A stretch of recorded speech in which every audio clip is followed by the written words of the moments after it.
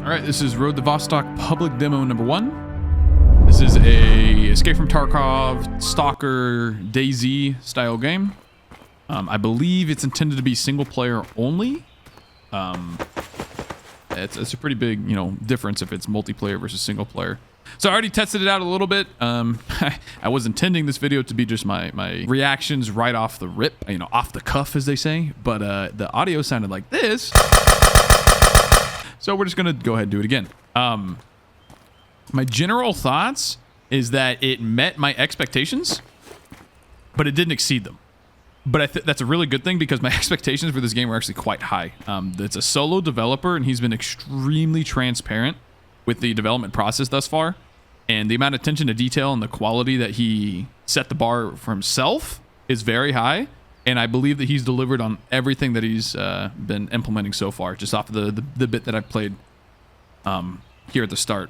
So again, I've already played everything. I have my whole 17-minute reaction thing. So this won't be my first reactions to everything, rather already having a little bit of a baseline from before. But what I can tell you, and I'll make this a shorter video now, a much shorter video. So the world is very much handcrafted. Also, the performance is excellent. I mean, look at that. Just smooth, buttery smooth. I have a 2080 Ti, the Further Win 3, if anyone cares. Just to relate it to other hardware. I have a 3800X CPU and 32 gigs of RAM. And I'm getting buttery smooth, 120, 115, 120 FPS, easy clap. Even when I was fighting enemies. So obviously things that dictate frame rate are environmental objects that you can interact with, enemies on the screen, etc., etc. I'm sure if I move into like a room with basically nothing, it'll spike the FPS up, But everything's really smooth, and that's all I care about, right? I can handle dipping down to in the 90s personally, just as a reference point. Interacting with things is very smooth. There's no animation as of yet. I'm assuming he's still working on that. I would assume that he's going to have animations for opening and closing things in the game. So there are 2 weapon states. You can have it down here at the ready, and you can't actually fire. I'm spamming left mouse right now, but if you use your scroll wheel, scroll up, now you're at the ready. And now you can hip fire. Toggle mode. So I can't, no longer a full auto there. So toggle fire mode is an option.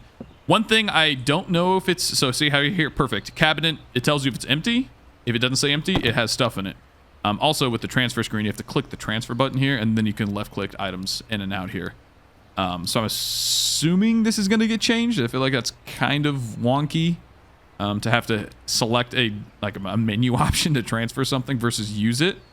Tarkov, my only point of reference is Escape from Tarkov. I haven't played any Stalker games. I never played DayZ or anything like that. I'm not a huge survival game guy in general. But I play a lot of Tarkov.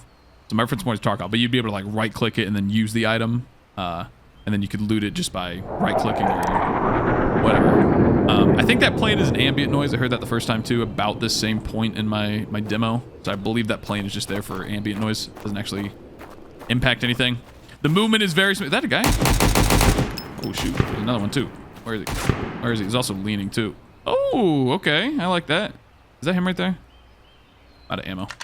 Also, weird thing. Let's move out the weapon here. Let's go the bolt action. So, to chamber a new round, you have to manually press the reload key, which is kind of awkward.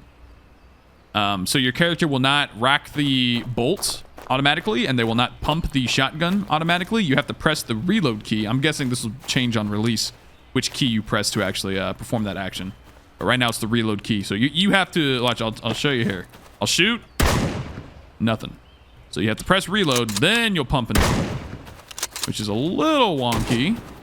I get that you're just trying to go for increased realism there, I guess. Just put that player action first and foremost. Where is this guy? He's clearly shooting at me. Am I blind? Oh, I am blind. Oh, he's not dead. So I have to press R, rack the bolt. Oh gosh. Oh my gosh. I feel like that shot missed, but apparently it didn't. Might have just been visual. Oh, here's another thing. The visual... Oh, come on. Really, dude? The visual recoil is actually pretty bad, I would say. Maybe... I only tested it a couple times here. Let me... Oh, I have M4 already. So let's see here. By visual recoil, I mean the actual camera recoiling up instead of the weapon doing the recoil. Watch. So maybe it's not exactly that, but definitely the screen shake. Like my whole character's head is bobbing. I feel like recoil like that is not very fun. Also, look at that spread. Oh my word, that is bad.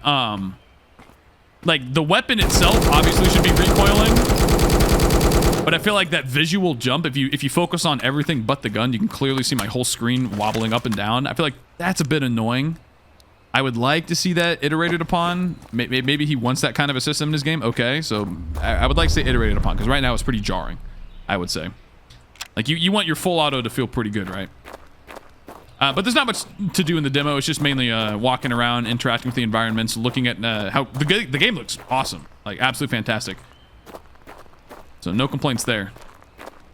But there's not much to do aside from like, you know, occasional enemies spawning in. And you're doing some shooting. But I'm very excited for the game. Like I said, it didn't exceed my expectations, but my expectations were already very high for this game and absolutely met them. So I'm very interested to see how the developer continues the progress. Seeing what features he prioritizes, which stuff he keeps iterating upon. I'm also curious to see how the feedback shapes his development. What people say based on the demos. It's only kudos, only props to the dev. Really, dude, I'm trying to talk here. Where is he? It's in this tree somewhere. Oh, there he is. Erect. Only props given to the developer. If he is this confident with his product to release a public demo at this stage in development, like that's awesome. Everything, like I said, buttery smooth. Very happy with all the systems. I'll stop reiterating myself or being redundant. But that's Road to Vostok. You can check it out on Steam. He has a YouTube channel detailing basically all of his development as well. So check that out if you want as well. Peace out.